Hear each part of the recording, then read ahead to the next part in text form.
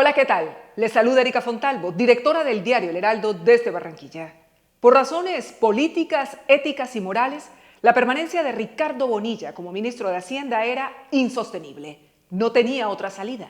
Más allá de la dignidad del cargo que ejercía, su decencia e integridad personal han sido puestas en tela de juicio por graves acusaciones.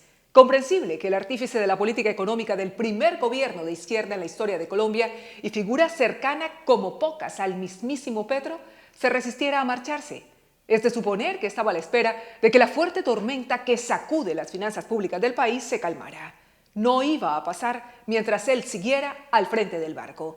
Pese a estar aferrado a lo más alto del mástil del poder, Bonilla, mencionado desde el primer momento por los ejecutores del entramado de corrupción que saqueó a la UNGRD, Olmedo López y Sneider Pinilla, no resistió la embestida del huracanado viento que ahora lo despeina.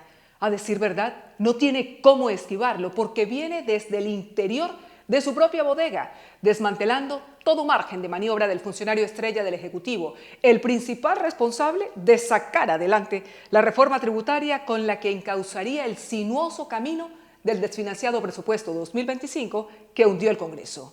Han sido contundentes los señalamientos de su exasesora María Alejandra Benavides, quien ahogada en llanto le dijo a la Fiscalía que Bonilla era el que daba las órdenes. Estaba enterado de sus acciones y que en definitiva la había usado como su superior que era para comprar a como diera lugar las voluntades de congresistas de la Comisión de Crédito Público, quienes debían avalar operaciones urgidas por el gobierno a cambio de jugosas dádivas.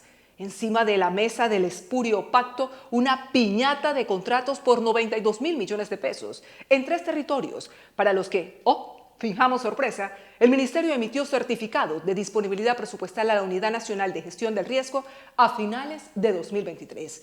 ¿Cometió Bonilla errores, pecados políticos o delitos? ¿Mintió? ¿Quebrantó las normas de conducta de un funcionario público, corrompiendo conciencias o dejándose chantajear?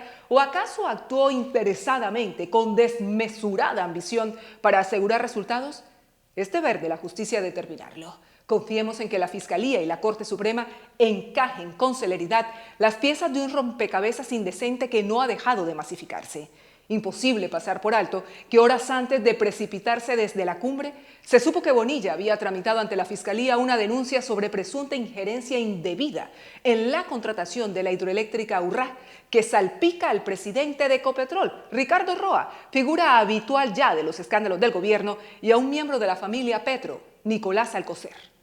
Nueva causa judicial que se añade al extenso listado de irregularidades que han desnudado presuntos casos de corruptelas, tráfico de influencias, puertas giratorias, repudiables excesos o mentiras políticas que exponen a sus vinculados al escarnio público. Acude el presidente a su recurrente tesis del entrampamiento para defender a los integrantes de su círculo de confianza que debido a los cuestionamientos de la justicia aparecen desprovistos de honorabilidad. Buen intento, aunque no siempre efectivo, para aminorar el desconcierto en la opinión pública, que durante meses ha sido testigo de la quiebra de altos cargos, Sandra Ortiz, Carlos Ramón González, Luis Fernando Velasco, César Manrique, y de funcionarios de nivel medio implicados en alguna de las líneas investigativas del entramado criminal que también compromete a congresistas, abogados y contratistas. Petro desdobla poder y mesianismo en sus interminables mensajes en la red social X para recuperar la erosionada credibilidad de su ejecutivo, en tanto pronostica en clave de chantaje que si el legislativo no le aprueba su ley de financiamiento, Colombia entrará en default o cesación de pagos con sus cuantiosos y bien repartidos impactos en la economía. En vez de hacer autocrítica o acercarse a sus contradictores en aras de encontrar las salidas que nuestra acuciante crisis fiscal demanda, la más evidente sería recortar el gasto, Petro insiste en el camino de la confrontación. Apela al apocalíptico escenario de la insolvente Grecia de 2015 para meter auténtico miedo. Azuza las banderas de la incertidumbre en los mercados financieros y con su usual espejo retrovisor reparte culpas a diestra y siniestra, sin asumir sus propios errores ni los de sus alfiles. En el interior del pacto, no todos lo aplauden. Demasiados despropósitos juntos. El presidente parece olvidar su condición de funcionario público. No es un salvador ni un redentor, sino un cargo político de elección popular que aceptó la responsabilidad de liderar, gestionar y resolver las crisis heredadas y las actuales, honrando una promesa de cambio en su caso. A estas alturas, ni lo uno ni lo otro.